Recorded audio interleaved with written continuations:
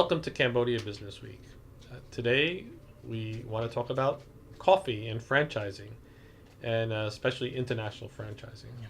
Because franchising is a popular subject, we talk about it quite a bit, but between franchising being popular and coffee being popular, I think we got the right guy on today. So let me welcome Chin Sophia. Yeah, Not so bad?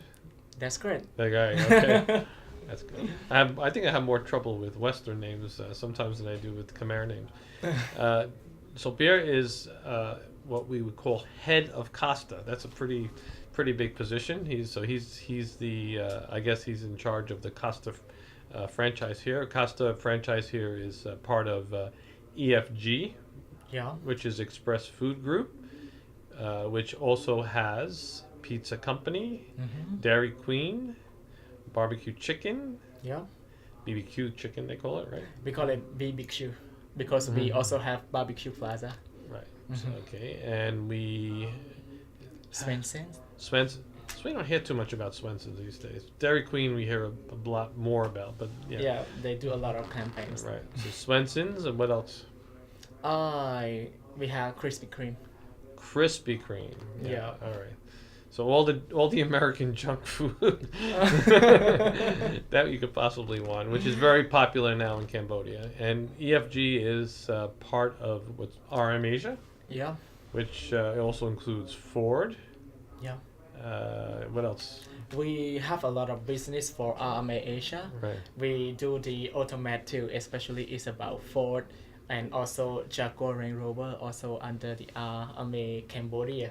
And we have also like the heavy equipment for the John Deere. Right. Yeah. And you also have Common Khmer. Common Command Rest. Right. Yes. Right. So it's RM Asia is a huge company here. Sang is still the CEO, right? Right. Yeah. I know Sang when he was a kid, and now he's CEO. Yeah, 10 years ago he was the CEO, CFO, and now he's really grown up. Because Asian guys always looks young. Yeah. Well, he's not that young, but it's one of the companies here in Cambodia that have a Khmer CEO. That's a foreign company. Yeah. So he's done very well for himself. He's done a great job. So it's a huge company. The food group is an amazing presence here. There's no doubt about it. Pizza Company has made a huge mark here. Yeah. It was one of the real first fast food places in Cambodia, and it's just grown a loyal base. And you go to Pizza Company on a Friday or a Saturday or a Sunday night and try to get a chair, right? It's just incredibly crowded. How many pizza companies do you have here? Currently we just announced the new one in Kampong Cham, so the total is 25 stores 25. Wow. nationwide. So Amazon and you guys are going to fight for who has the most franchises. Amazon has their own ambitions. We also I think have they're up to ours. 30 something Amazon. They're coming up everywhere. Amazon, they just celebrate the 50 stores 50? celebration. Yeah. And the winner of the lucky draw will go to Japan. Oh, that's right. I was in Amazon yesterday. They opened one right next. Amazon's like they've got that Starbucks concept, right? Just be everywhere. Yeah.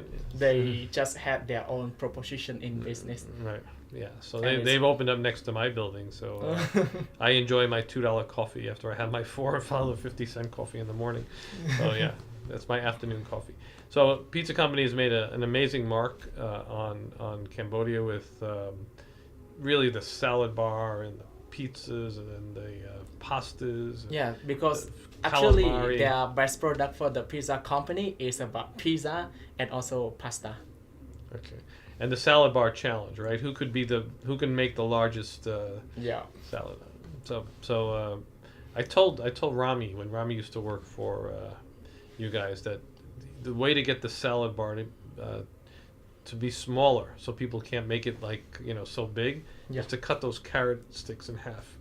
And I see you guys owe me money because you guys eventually did that. That's the reason why I noticed it too. Yeah, I told Rami and saying, cut those carrot sticks in half because I noticed, like my wife used to make it with it, and if you cut them in half, you can't make it as big. So I think you guys owe me some money for that idea. I'm going to talk to Sang. All right. Well, anyway, so let's talk about Costa. When did Costa come to the market? Actually, for the original Costa, it starts in 1971 in UK. So it is become the first and the big coffee chains in the UK and also the number two in the world after So Starbucks. Costa is number 2 after Starbucks. After Starbucks. I would have never thought. That's amazing. So like these places like Coffee Bean, which are sort of around, and Gloria Jeans, which Yeah. are sort of around. They're not as anywhere as sizable as you guys. Costa is really much bigger. Yeah. And the Costa Cambodia, we have started since 2012. We start with the first flagship store at Bangkok Kong, the one you have already been there. I see your face there. My daughter loves the egg sandwiches in the morning. Yeah. Okay. And until now, we have 3 stores in Phnom Penh. We have one in Bangkok Kong, the first one. The second one is at PPIU, the Right. university, and the third one is at Eon Mall. Yeah, Mall has one. Okay. Yeah. Now I gotta ask, because there's obviously franchising is complicated because you tend to have a lot of stores, a lot of outlets, and when you do franchising as part of a master franchising deal, the master franchisor usually requires you to do many stores. Just open up 1, then 3, then 5. Yeah. You guys have been a little slow. I mean, just having 3 stores in 5 years, as compared to if you look at Browns or Yeah. Coffee Bean. I mean, you guys only 3 stores. Why so slow? Actually, it's come with its own reasons. So what we are saying currently, because what we are seeing in the market, is not really ready for us yet. But actually, what we have seen from the customer point of view, we are not just saying, oh, we are not open a new store because we don't want, but we also make king surveys from the customer point of view. If you see the market in Cambodia, we have a lot of coffee drinker, but not all of them are the real one. And the Costa have their own unique is the real coffee bean test. And if you have tested, you will know the taste of the coffee. But for some Cambodian, we still have some challenges on the test because they used to drink the traditional coffee. Yeah, and which is similar to the other coffee chains. So what we are going to do currently before open the new store is we are trying to educate customer to drink the real coffee. So when the market is ready, we are more than ready to launch a new stores. Okay. So coffee, we've had people on that had koi, and we've had a few people in Many the coffee. substitute Right. products. So one of the things about Cambodia, obviously, is just the amount of, and I think it's not only Cambodia, it's everywhere. This coffee craze. I mean, there's so many coffee. Every time I see a business close down, I see a new coffee business. Yeah. I just passing today, and I think it's 3 or 4 new coffee, and the different brands I never heard of. But what this coffee craze? Why does everybody think that they need to open up a coffee shop somewhere? Is because Browns has been such a success story. We can't underestimate that. Starbucks came in, and people it's crap. I hate waiting online for coffee, right? Yeah. So to wait 10 minutes to get a cup of coffee and pay $5 is really annoying in Cambodia. But this is the case, with Starbucks. So why is everybody obsessed with believing that coffee cafes and coffee chains are the place to be in terms of a business? Okay. Such an interesting question. Before start answering the question, I just share what I have inside for the coffee shop.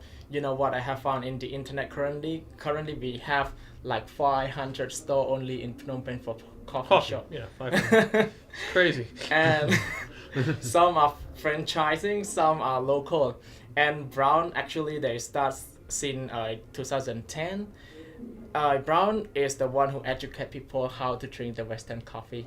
And I don't know. You're probably too young for this, but do you know who the first franchise here was? Glory Chin, I think. Fresco.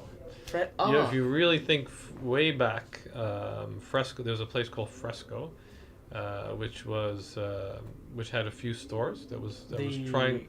The owner is FCC. That was FCC. Yeah. Yeah. So Fresco had Fresco was downstairs at FCC, and they had BKK. They had the the old market, and you know, Fresco was the place to get what was westernized type coffee. Yeah, but Fresco failed, which is quite amazing. And they were the first, but they failed. So it's not always being the first one. And then after that, Gloria Jeans came in, which, and then you guys kind of followed, and Browns came in 2010. You said, right? Yeah. So yeah, I mean, I think those guys like Gloria Jeans and Browns really were the you know, the genesis of the beginning of the coffee craze here. Yeah, I think this one is depend on the target market that they set, because like Fresco, maybe I haven't tested before, but I think maybe the proposition and the way that they I could say it, right, because it's gone, right. I could say it. The coffee wasn't that good. That was they had some. I could say it. They had great ice cream. They had great sandwiches, but I mean the coffee was so-so. But that's where Westerners went. You know, they wanted a good cup of coffee that was sort of close to what we were used to. We went to Fresco's. And to answer to your question, why the coffee business is quite interesting, you know, let me example or something. You know, even our Costa customer also interested in opening their own coffee store, and they try to attract our Costa barista in case that they want to join it. They seem just like coffee. It's just like something that we just pour the water and charge money from the customer, and they think that the cost of the coffee and the running the business is quite low comparing to the other. And also see the trend of Amazon, which is quite appealing to the public. Maybe they try to grab at least what percentage from Amazon or something. I think Amazon is something to talk about because, well, let's learn a little bit more about Costa. So it's UK coffee chain, obviously brought in by EFG, which is your food group in RM Asia. How does EFG choose the franchises they want? This must be a difficult. I know Pizza Company was a no-brainer, because at the time when it was brought in, there wasn't really any fast food franchises. So it was a challenge. I mean, I think logistically it was a challenge to get the ingredients that was required fresh, and to keep up with because it's usually popular in Thailand. Yeah. Pizza Company. So it was always a challenge. As I think that's why you've seen a delay with Burger King coming in and some of the other chains, to get the ingredients that are necessary to deliver that standard product, which is very important for these brands globally, is to deliver a standard product. Yeah. So I can understand why it's taken so long for some of these food chains. We haven't seen McDonald's yet, for instance, right? Yeah. So, and my favorite, I'm still waiting for Subway to come, which is one of my, Subway's the largest franchise in the world. Yeah. So I'm still waiting. I love Subway. I wish it would come in. I think they are waiting for the right time to come. Yeah, but again, it's a logistic issue. I feel sometimes, and I won't particularly say any names, but sometimes we have a global name here that's a franchise, but knowing, I'm American, so most of these places come from the U.S. It just doesn't taste the same. It just doesn't have that same. It's important to keep that standardization, but sometimes it just doesn't taste the same. But for Costa, and I guess, again, credit to EFG when they brought in Pizza Company, because they did a great job bringing in Pizza Company, and it did deliver the franchise exactly as it was in Thailand. Yeah. What made you guys choose Costa as opposed to something else as a franchise? Because you could have chose any coffee franchise, right? Yeah. Actually, we have like two things from our owner. The first thing is his personal preference, because he feel like very connected to Costa. And the first thing is about the history of Costa, if you know it. The Costa coffee bean is not just a coffee, but we provide the real coffee chains. So everything and everything. What does that mean when you say I provide the real coffee? The real coffee is we provide. You're gonna get Gloria Jeans and Starbucks upset here, what is the real coffee that Starbucks doesn't have real coffee? No, we are going to expose it to you now. Why the Costa is real coffee? Because Costa coffee bean, every process is handcraft. even starting from the growing the coffee bean until making a cup of coffee. Okay. Everything a So handcraft. where do you get your coffee beans from? We from many country, Brazil or something. Colombia. Yeah.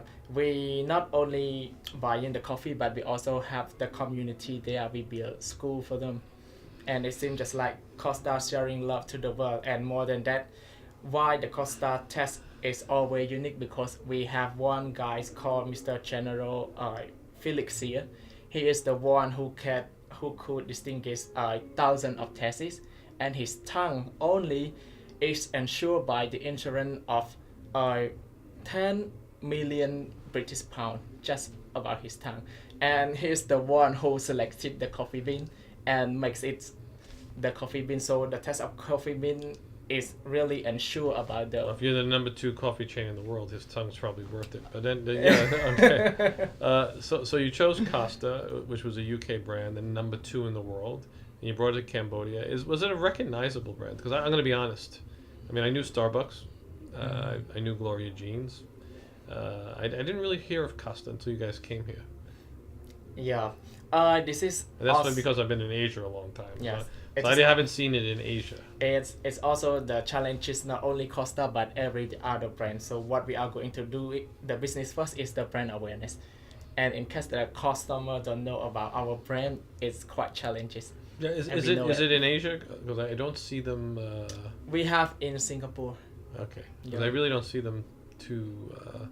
I haven't seen. I mean, I lived in Thailand. I lived in Indonesia. I lived in Hong Kong, and I've never seen them. Because the taste of coffee is really like the real coffee bean from Western. But you're just here and in Singapore at the moment, right? Yeah, we are. Those are the only 2 Asian countries. Are you in Australia? We have like already in 30, I think 30 country already. Okay. So the brand wasn't very well known here, I guess. Like Starbucks, people knew Starbucks, right? So how did you guys build the brand awareness? Actually, we have started since we start the business. But what we are doing the brand awareness is hearing from the audience, hearing from the Cambodian people, what they are going to drink during their breakfast, their lunch, their tea time. And we are not just only proud that we have a good product to show you all, but we educate the customer what's product, why it is good, and how we could get the benefit of drinking a real cup of coffee. Okay. This is what we are doing. So I think Costa tends to be a little bit more on the sweeter side, right? Not really. No? Well, to me. Because many customers say our coffee is strong than the other. Strong. Okay. Yeah. I think, but you have some of these drinks also that are sweet drinks. Yeah, we are. Yeah. Okay. So what is besides coffee? What is Costa is a social place as well. When I go in there, you have like the one in BKK. You have 2 floors. Yeah. There's people like in Browns hanging around, having a coffee chat. So it's become a social place as well. Yeah. Place for meetings. Correct.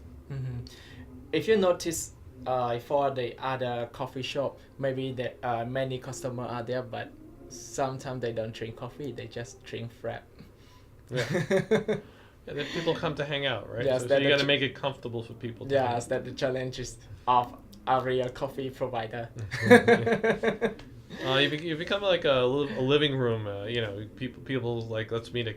I have had many meetings at Costa. Let's just meet at Costa. Let's meet at Costa. So yeah, is it important for these cafes to create a homey feeling for people to come? Sure. And just to hang out. Brown is definitely a hangout place for younger Khmers. Yeah.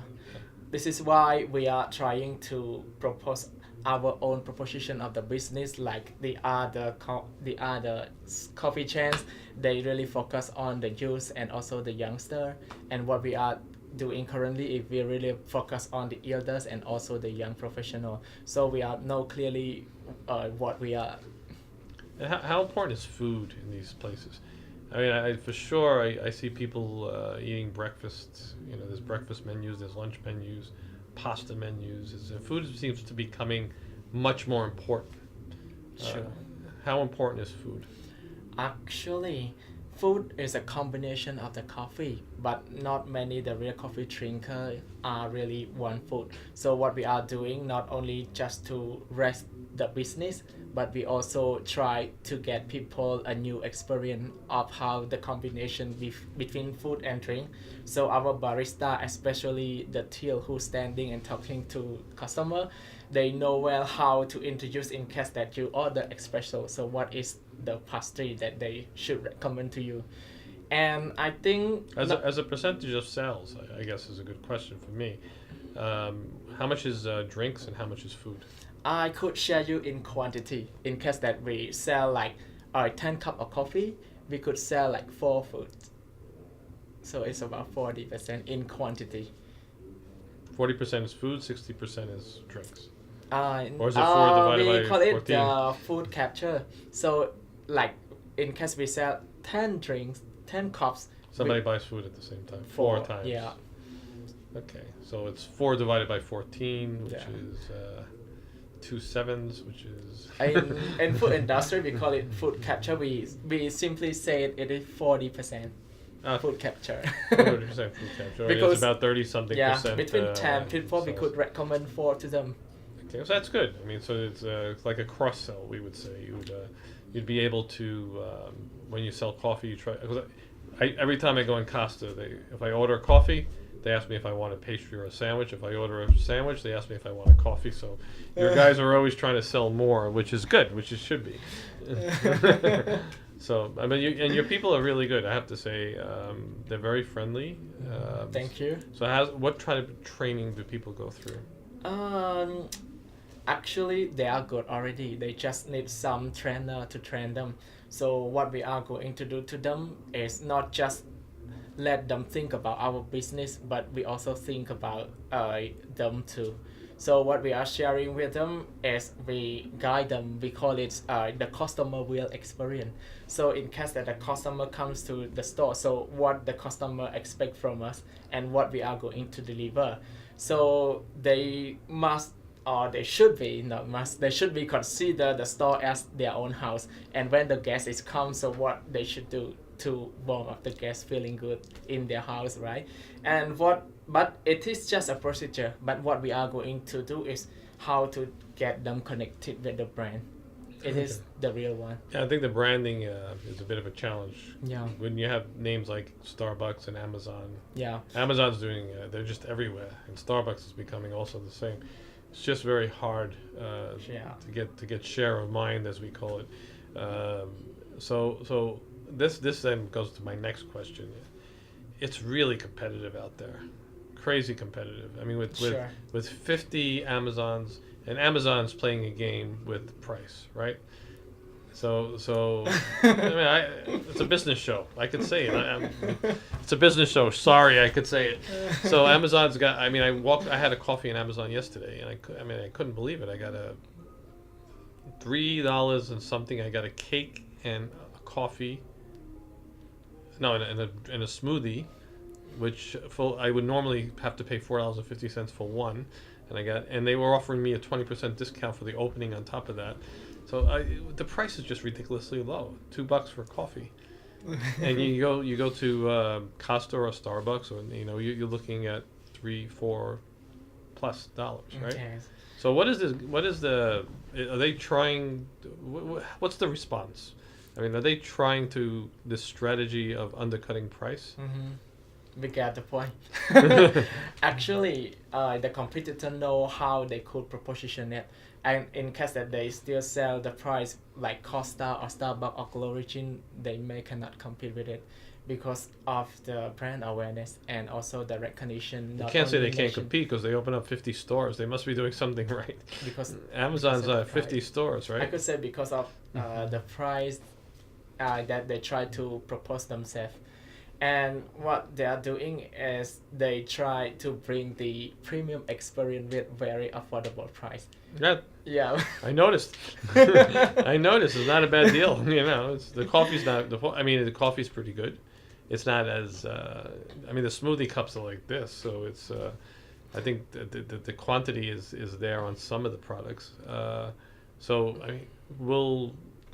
With 50 stores and. having to queue up and take numbers. I mean, I guess they're doing something right there. Is it?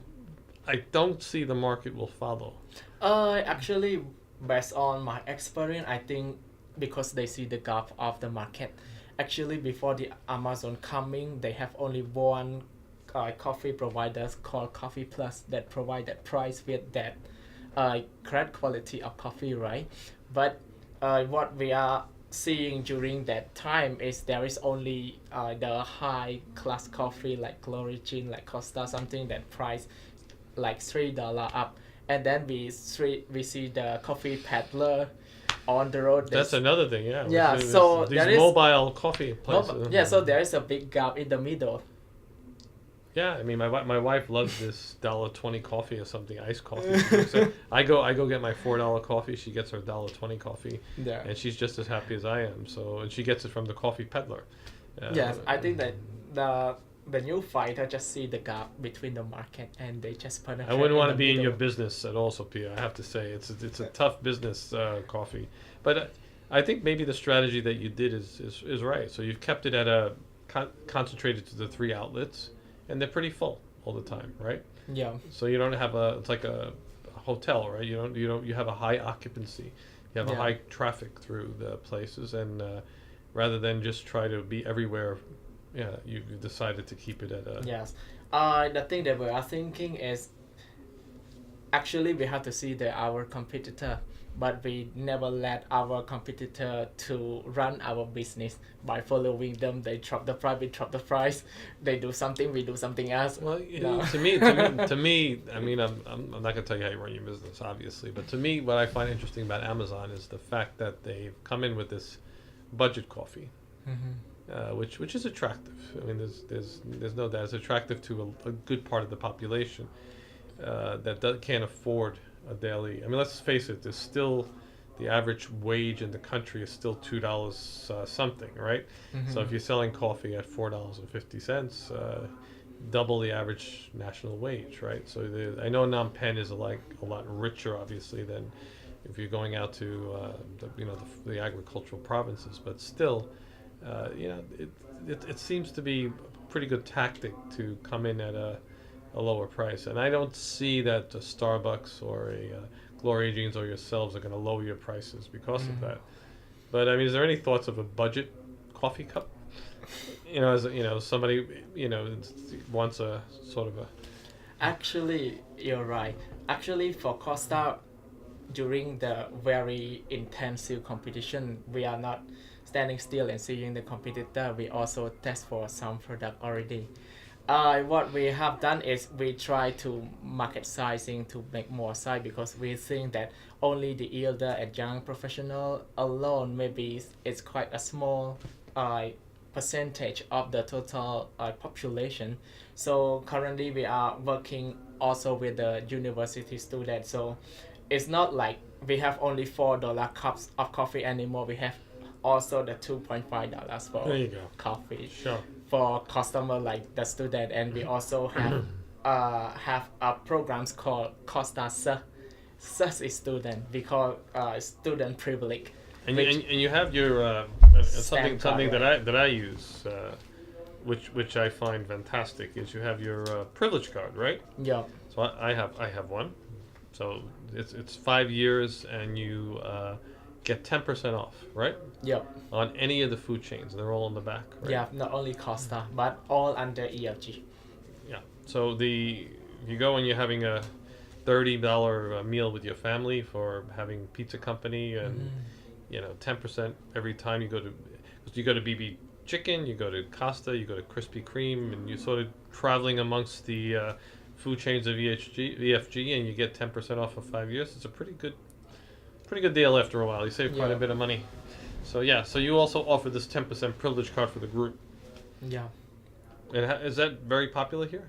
Yeah.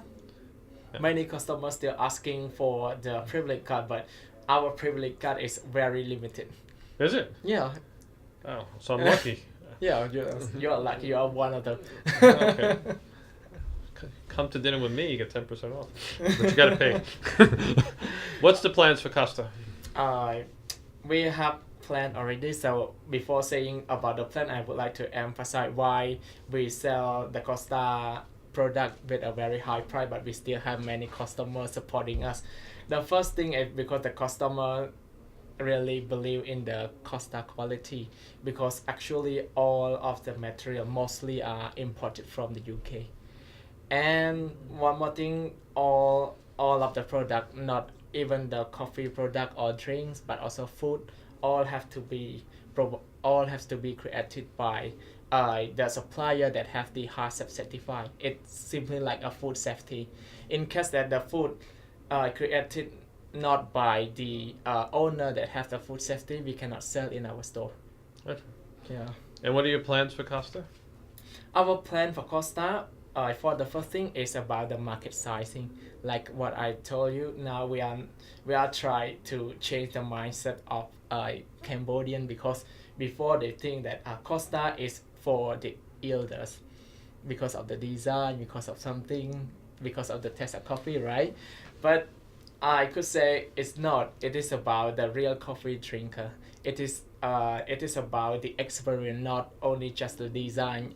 When you have a good design but you came into the store, you are not feel comfortable at all, so it's not the real experience of customer. Right. So the plan is to bring the good experience of customer when they go into Costa, and what we could bring them to come to the store again.